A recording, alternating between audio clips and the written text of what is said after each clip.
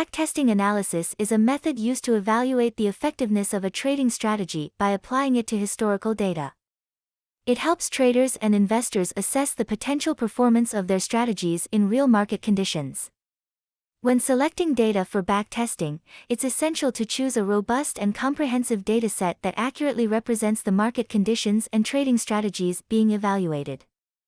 Historical price, volume, and market depth data are crucial for accurate backtesting results. When selecting appropriate time periods for backtesting, it's important to consider the historical market conditions and the relevance to the current environment.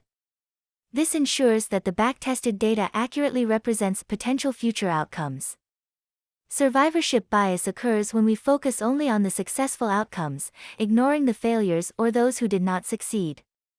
In order to avoid this bias, it is important to look at the complete picture, considering both the successes and the failures.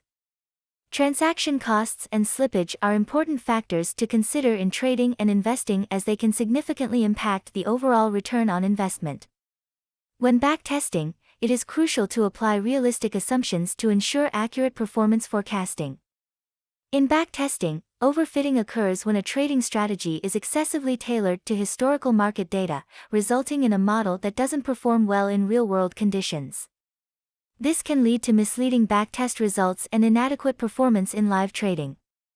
Implementing robust risk management in backtesting is crucial for assessing the potential impact of market fluctuations on investment strategies.